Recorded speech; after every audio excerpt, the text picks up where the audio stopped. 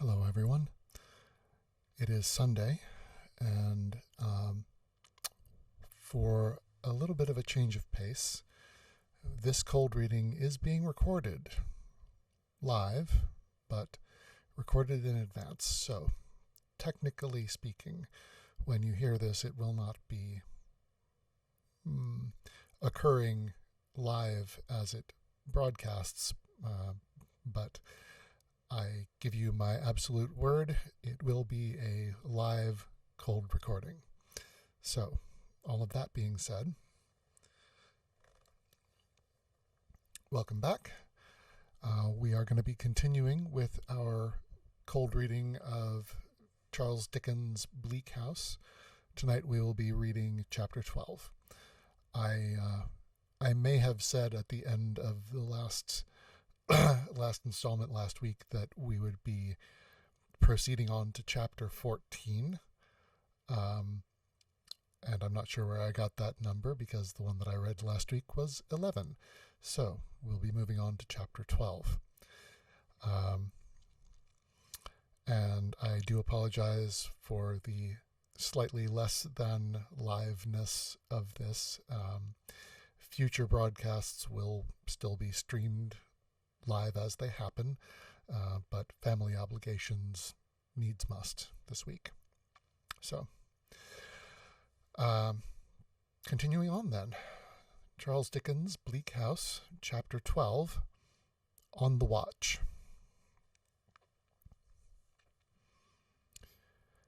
It has left off raining down in Lincolnshire at last, and Chesney Wold has taken heart. Mrs. Rouncewell is full of hospitable cares, for Sir Leicester and my lady are coming home from Paris. The fashionable intelligence has found it out, and communicates the glad tidings to benighted England. It has also found out that they will entertain a brilliant and distinguished circle of the élite of the beau monde. The fashionable intelligence is weak in English, but a giant refreshed in French, at the ancient and hospitable family seat in Lincolnshire.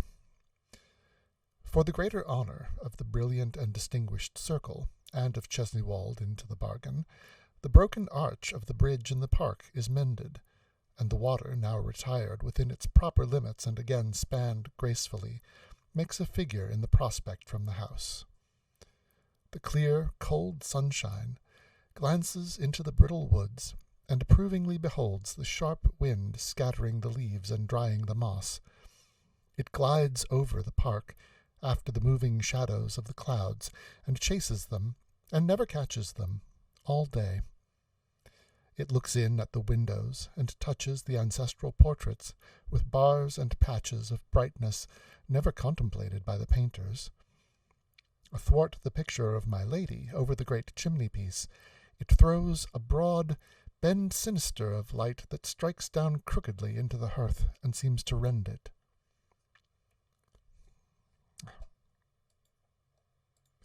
One must click in the correct place. Through the same cold sunshine and the same sharp wind, my lady and Sir Leicester in their travelling chariot, my lady's woman and Sir Leicester's man, affectionate in the rumble, start for home, with a considerable amount of jingling and whip-cracking, and many plunging demonstrations on the part of two bare-backed horses and two centaurs with glazed hats, jack-boots, and flowing manes and tails, they rattle out of the yard, the Hotel Bristol, in the Place Vendôme, and canter between the sun and shadow-checkered colonnade of the Rue de Rivoli and the garden of the ill-fated palace of a headless king and queen, off by the Place of Concord, and the Elysian Fields, and the Gate of the Star, out of Paris. Sooth to say, they cannot go away too fast, for even here my Lady Dedlock has been bored to death. Concert, assembly, opera, theatre, drive, nothing is new to my lady under the worn-out heavens.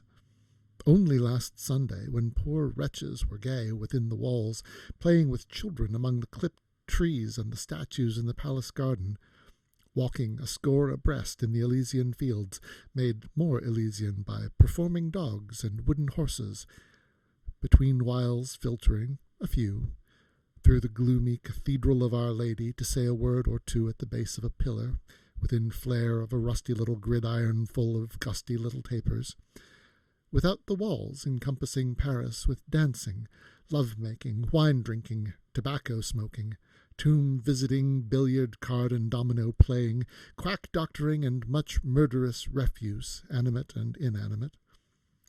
Only last Sunday, my lady, in the desolation of boredom and the clutch of giant despair, almost hated her own maid for being in spirits.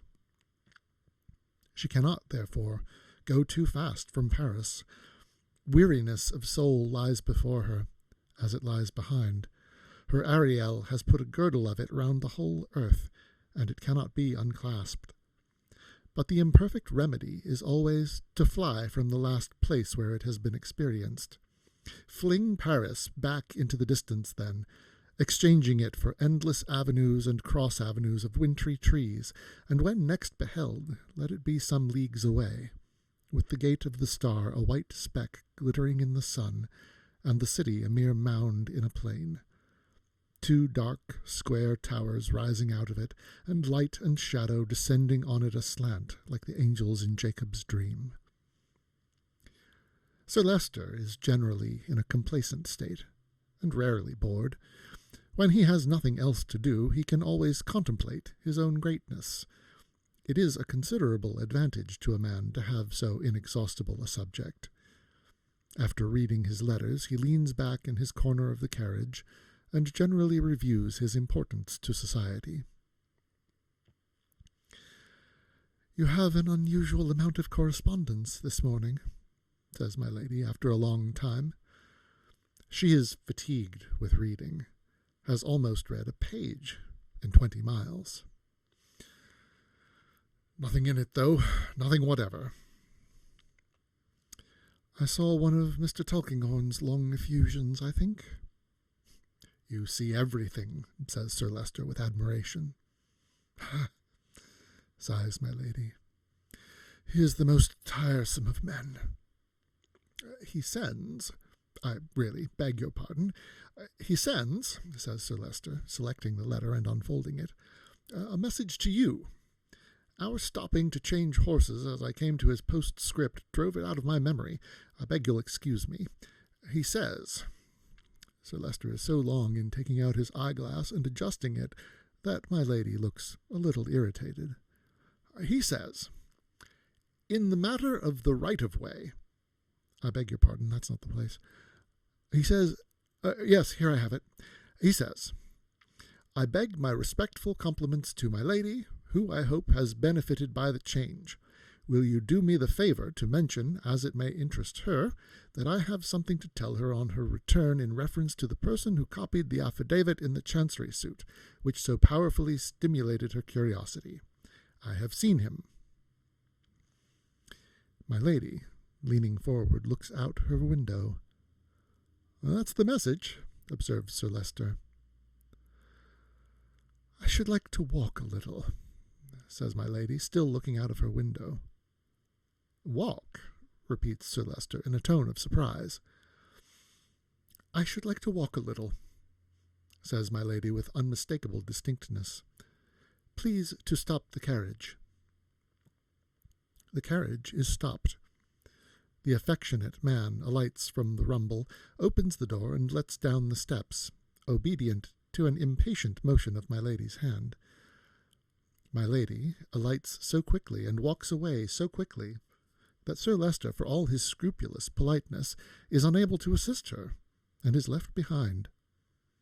A space of a minute or two has elapsed before he comes up with her.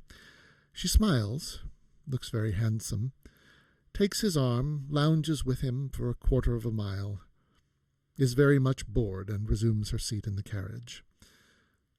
The rattle and clatter continue through the greater part of 3 days, with more or less of bell-jingling and whip-cracking, and more or less plunging of centaurs and bare-backed horses. Their courtly politeness to each other at the hotels where they tarry is the theme of general admiration, though my lord is a little aged for my lady, says Madame, the hostess of the Golden Ape, and though he might be her amiable father, one can see at a glance that they love each other. One observes my lord with his white hair, standing, hat in hand, to help my lady to and from the carriage. One observes my lady, how recognizant of my lord's politeness, with an inclination of her gracious head, and the concession of her so genteel fingers. It is ravishing. The sea has no appreciation of great men, but knocks them about like the small fry. It is habitually hard upon Sir Leicester, whose countenance it greenly models in the manner of sage cheese, and in whose aristocratic system it effects a dismal revolution. It is the radical of nature to him. Nevertheless, his dignity gets over it after stopping to refit, and he goes on with my lady for Chesney Wold, lying only one night in London on the way to Lincolnshire. Through the same cold sunlight, colder as the day declines, and through the same sharp wind, sharper as the separate shadows of bare trees gloom together in the woods, and as the ghosts walk, touched at the western corner by a pile of fire in the sky, resigns itself to coming night, they drive into the park. The rooks, swinging in their lofty houses in the elm-tree avenue, seem to discuss the question of the occupancy of the carriage as it passes underneath, some agreeing that Sir Leicester and my lady are come down, some arguing with malcontents who won't admit it, now all consenting to consider the question disposed of, now all breaking out again in violent debate, incited by one obstinate and drowsy bird who will persist in putting in a last contradictory croak. Leaving them to swing and caw, the travelling chariot rolls on to the house, where fires gleam warmly through some of the windows, though not through so many as to give an inhabited expression to the darkening mass of front. But the brilliant and distinguished circle will soon do that. Mrs. Rouncewell is in attendance, and receives Sir Leicester's customary shake of the hand with a profound curtsy. "How do you do, Mrs. Rouncewell? I am glad to see you." "I hope I have the honour of welcoming you in good health, Sir Leicester." "In excellent health, Mrs. Rouncewell." "My lady is looking charmingly well," says Mrs. Rouncewell, with another curtsy. My lady signifies, without profuse expenditure of words, that she is as wearily well as she can hope to be. But Rosa is in the distance behind the housekeeper, and my lady, who has not subdued the quickness of her observation, whatever else she may have conquered, asks, "Who is that girl?" "A young scholar of mine, my lady, Rosa." "Come here, Rosa." Lady Dedlock beckons her, with even an appearance of interest. "Why, do you know how pretty you are, child?" she says, touching her shoulder with two of her forefingers. Rosa, very much abashed, says, "No, if you please, my lady," and glances up and glances down, and doesn't know where to look, but looks all the prettier. "How old are you?" 19, my lady." 19, repeats my lady, thoughtfully. "Take care they don't spoil you by flattery." "Yes, my lady." My lady taps her dimpled cheek with the same delicate gloved fingers, and goes on to the foot of the oak staircase, where Sir Leicester pauses for her as her nightly escort. A staring old Dedlock in a panel as large as life and as dull, looks as if he didn't know what to make of it, which was probably his general state of mind in the days of Queen Elizabeth. That evening, in the housekeeper's room, Rosa can do nothing but murmur Lady Dedlock's praises. She is so affable, so graceful, so beautiful, so elegant, has such a sweet voice and such a thrilling touch that Rosa can feel it yet. Mrs. Rouncewell confirms all this, not without personal pride, reserving only the one point of affability. Mrs. Rouncewell is not quite sure as to that. Heaven forbid that she should say a syllable in dispraise of any member of that excellent family, above all of my lady, whom the whole world admires. But if my lady would only be a little more free, not quite so cold and distant, Mrs. Rouncewell thinks she would be more affable. 'Tis almost a pity, Mrs. Rouncewell adds. Only almost, because it borders on impiety to suppose that anything could be better than it is, in such an express dispensation as the Dedlock affairs. That my lady has no family. If she had had a daughter now, a grown young lady, to interest her, I think she would have had the only kind of excellence she wants. Might not that have made her still more proud, grandmother? Says Watt, who has been home and come back again. He is such a good grandson.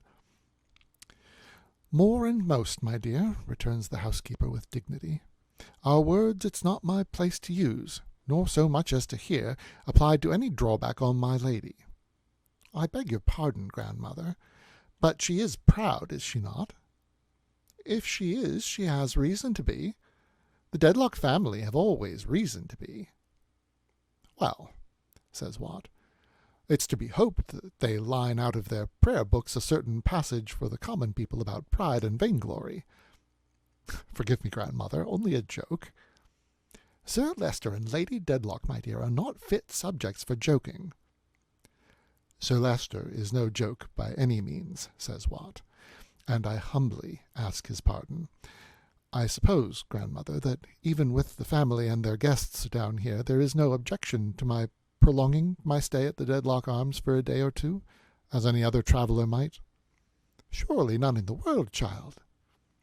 I'm glad of that, says Watt, because I have an inexpressible desire to extend my knowledge of this beautiful neighbourhood.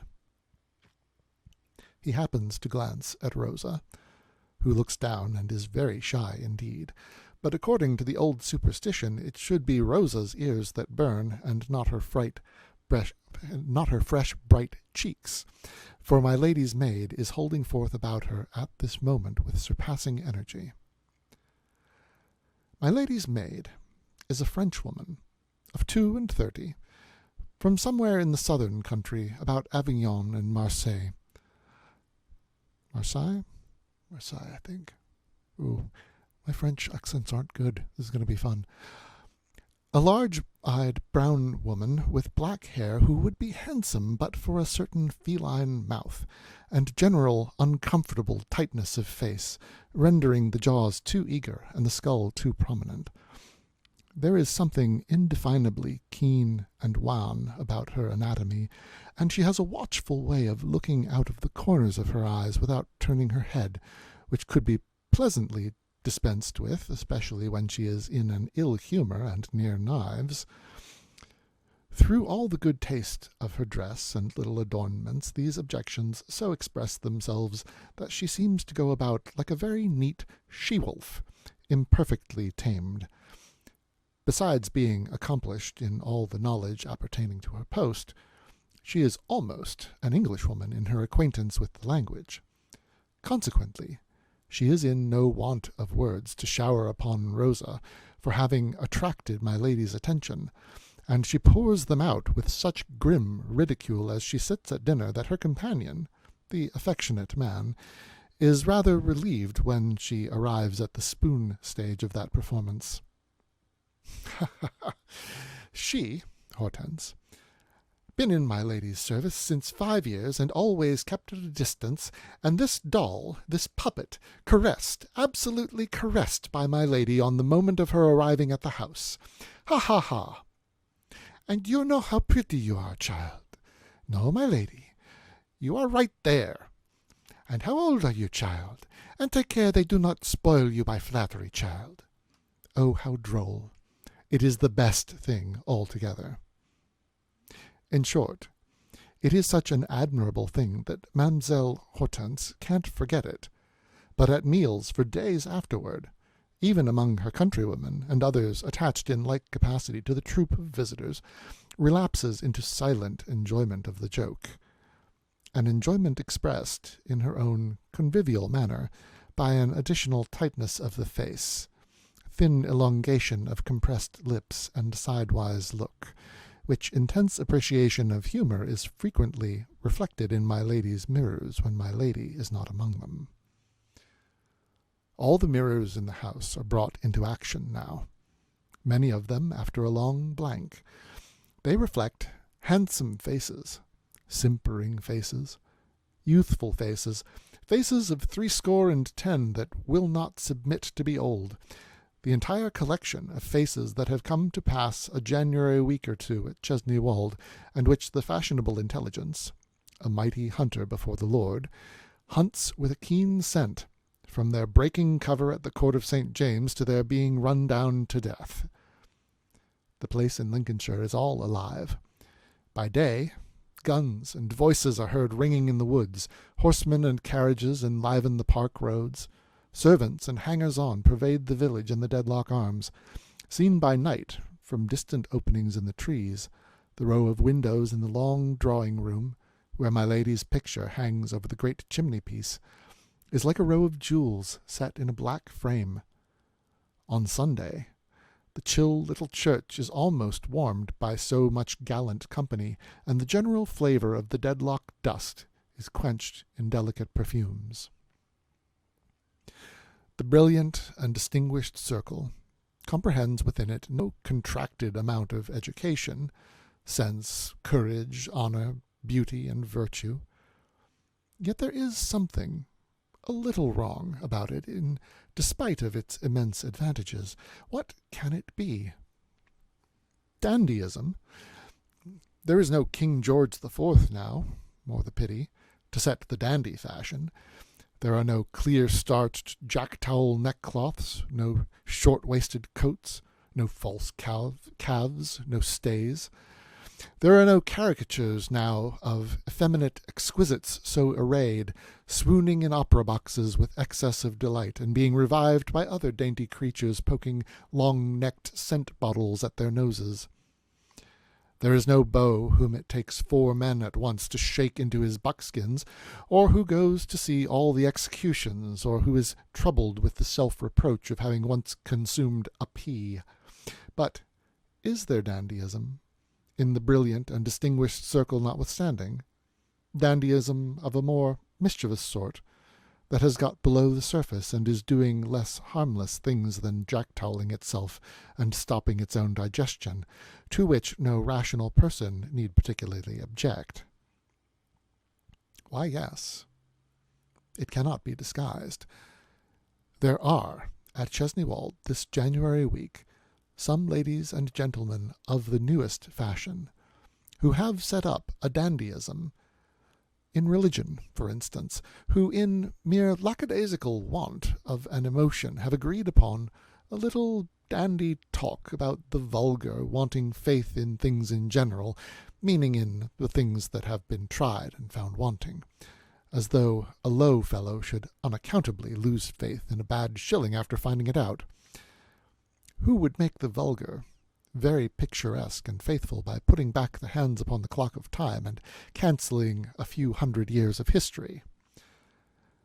There are also ladies and gentlemen of another fashion, not so new, but very elegant, who have agreed to put a smooth glaze on the world, and to keep down all its realities, for whom everything must be languid and pretty, who have found out the perpetual stoppage, who are to rejoice at nothing, and be sorry for nothing, who are not to be disturbed by ideas, on whom even the fine arts, attending in powder and walking backward like the Lord Chamberlain, must array themselves in the milliners' and tailors' patterns of past generations, and be particularly careful not to be in earnest or to receive any impress from the moving age.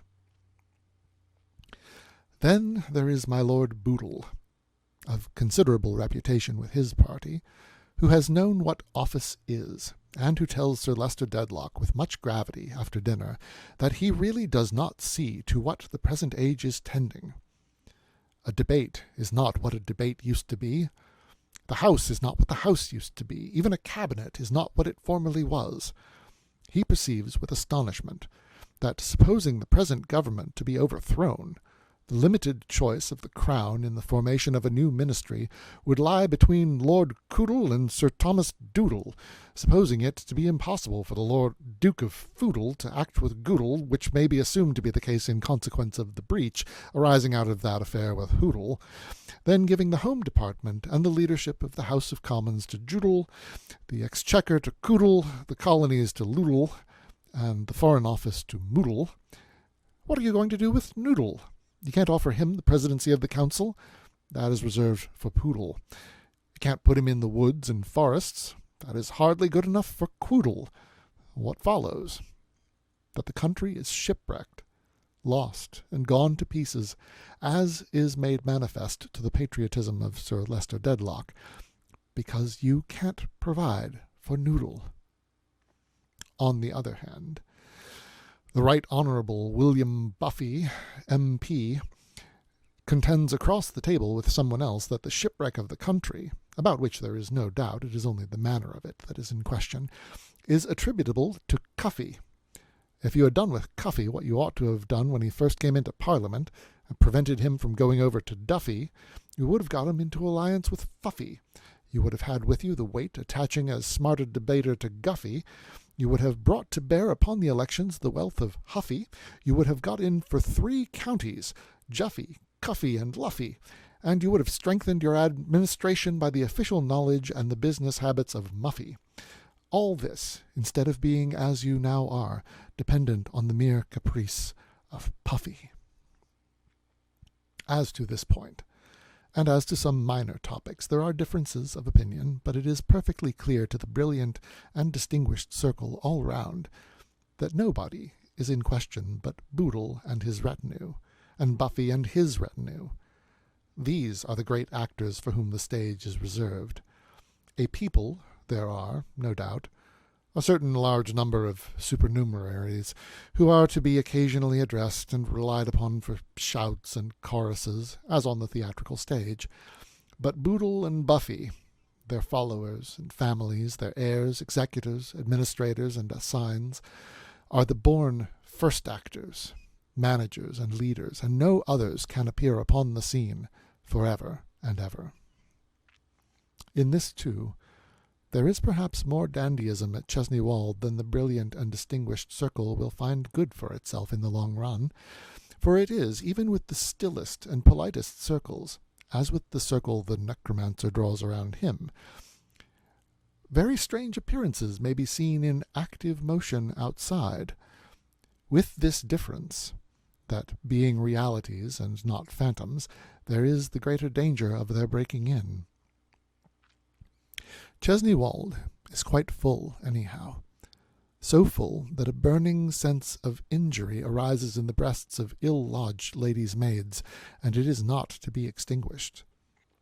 Only one room is empty. It is a turret chamber, of the 3rd order of merit, plainly but comfortably furnished, and having an old-fashioned business air.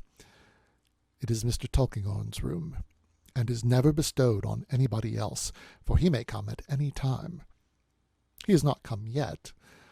It is his quiet habit to walk across the park from the village in fine weather, to drop into this room as if he had never been out of it since he was last seen here, to request a servant to inform Sir Leicester that he is arrived in case he should be wanted, and to appear 10 minutes before dinner in the shadow of the library door. He sleeps in his turret with a complaining flagstaff over his head, and has some leads outside on which, any fine morning when he is down here, his black figure may be seen walking before breakfast like a larger species of rook. Every day before dinner, my lady looks for him in the dusk of the library, but he is not there. Every day at dinner, my lady glances down the table for the vacant place that would be waiting to receive him if he had just arrived, but there is no vacant place. Every night my lady casually asks her maid, "Is Mr. Tulkinghorn come?"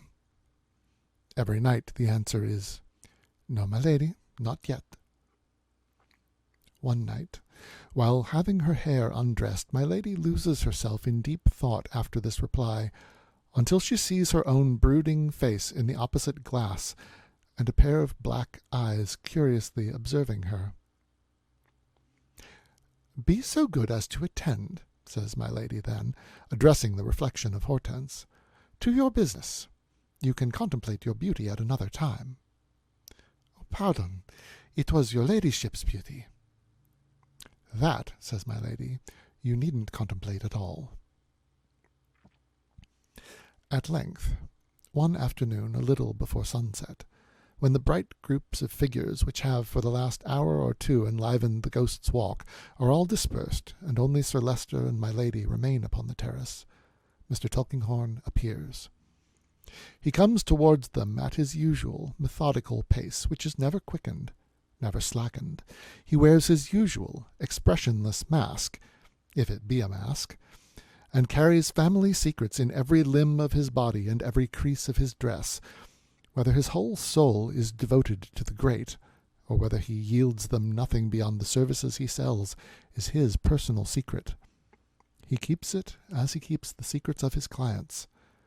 He is his own client in that matter, and will never betray himself. "How do you do, Mr. Tulkinghorn?" says Sir Leicester, giving him his hand. Mr. Tulkinghorn is quite well. Sir Leicester is quite well. My lady is quite well. All highly satisfactory. The lawyer, with his hands behind him, walks at Sir Leicester's side along the terrace. My lady walks upon the other side. "We expected you before," says Sir Leicester. A gracious observation, as much as to say, "Mr. Tulkinghorn, we remember your existence when you are not here to remind us of it by your presence. We bestow a fragment of our minds upon you, sir, you see." Mr. Tulkinghorn, comprehending it, inclines his head, and says he is much obliged.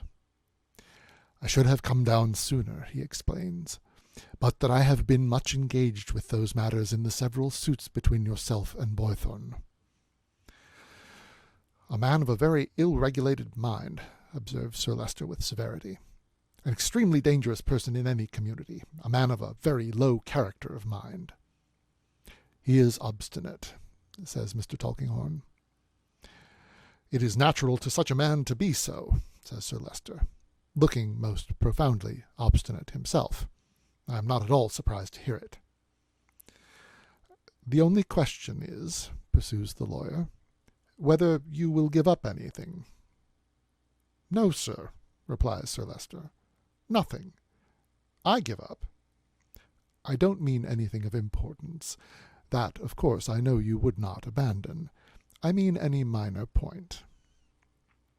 "Mr. Tulkinghorn," returns Sir Leicester, "there can be no minor point between myself and Mr. Boythorn.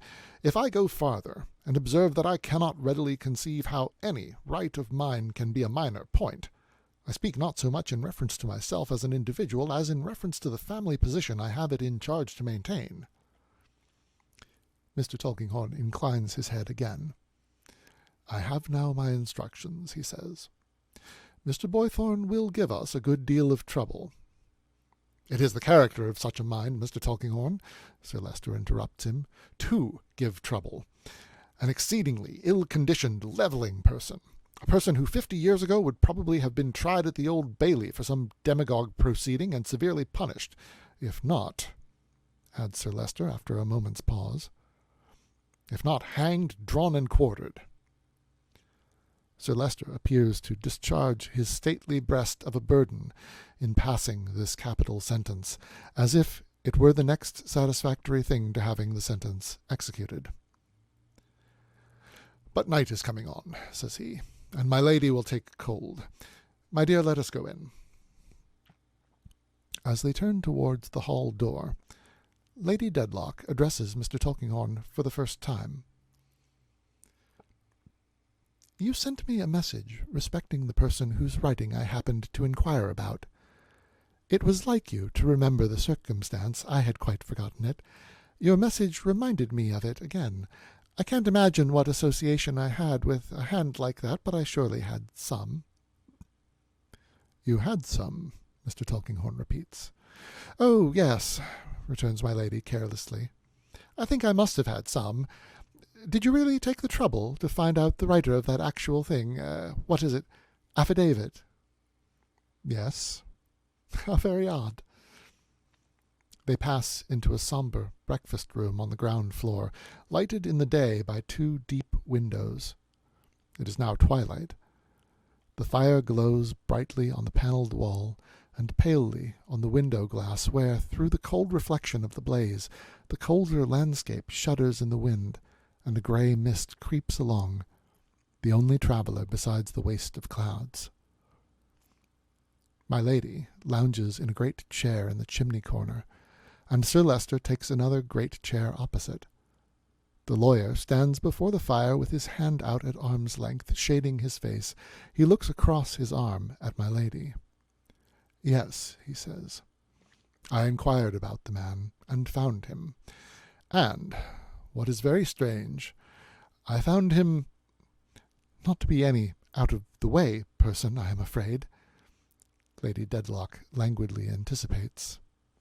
"I found him dead." "Oh, dear me," remonstrated Sir Leicester, not so much shocked by the fact as by the fact of the fact being mentioned. "I was directed to his lodging, a miserable, poverty-stricken place, and I found him dead." "You will excuse me, Mr. Tulkinghorn," observed Sir Leicester. "I think the less said—" "Pray, Sir Leicester, let me hear the story out." It is my lady speaking. "It is quite a story for twilight. How very shocking! Dead?" Mr. Tulkinghorn reasserts it by another inclination of his head. "Whether by his own hand—" "Upon my honour," cries Sir Leicester, "really—" "Do let me hear the story," says my lady. "Whatever you desire, my dear, but I must say—" "No, you mustn't say. Go on, Mr. Tulkinghorn." Sir Leicester's gallantry concedes the point, though he still feels that to bring this sort of squalor among the upper classes is really— "I was about to say," resumes the lawyer with undisturbed calmness, "that whether he died by his own hand or not, it was beyond my power to tell you. I should amend that phrase, however, by saying that he had unquestionably died of his own act, though whether by his own deliberate intention or by mischance can never certainly be known. The coroner's jury found that he took the poison accidentally." "And what kind of man," my lady asks, "was this deplorable creature?" "Very difficult to say," returns the lawyer, shaking his head. "He had lived so wretchedly, and was so neglected, with his wild black hair and beard, that I should have considered him the commonest of the common. The surgeon had a notion that he had once been something better, both in appearance and condition." "What did they call the wretched being?" "They called him what he had called himself, but no one knew his name." "Not even any one who had attended on him?" "No one had attended on him. He was found dead. In fact, I found him." "Without any clue to anything more?" "Without any. There was," says the lawyer meditatively, "an old portmanteau, but no, there were no papers." During the utterance of every word of this short dialogue, Lady Dedlock and Mr. Tulkinghorn, without any other alteration in their customary deportment, have looked very steadily at one another, as was natural, perhaps, in the discussion of so unusual a subject. Sir Leicester has looked at the fire with the general expression of the Dedlock on the staircase. The story being told, he renews his stately protest, saying that as it is quite clear that no association in my lady's mind can possibly be traceable to this poor wretch, unless he was a begging-letter writer, he trusts to hear no more about a subject so far removed from my lady's station. "Certainly, a collection of horrors," says my lady, gathering up her mantles and furs. "But they interest one, for the moment. Have the kindness, Mr. Tulkinghorn, to open the door for me." Mr. Tulkinghorn does so, with deference, and holds it open while she passes out. She passes close to him, with her usual fatigued manner and insolent grace. They meet again at dinner, again next day, again for many days in succession. Lady Dedlock is always the same exhausted deity, surrounded by worshippers and terribly liable to be bored to death even while presiding at her own shrine. Mr. Tulkinghorn is always the same speechless repository of noble confidences, so oddly out of place and yet so perfectly at home. They appear to take as little note of one another as any two people enclosed within the same walls could, but whether each evermore watches and suspects the other, evermore mistrustful of some great reservation, whether each is evermore prepared at all points for the other, and never to be taken unawares, what each would give to know how much the other knows. All this is hidden, for the time, in their own hearts. And that is the end of our chapter. Thank you again for joining me this week, and I apologize once more for the pre-recorded nature of this particular broadcast.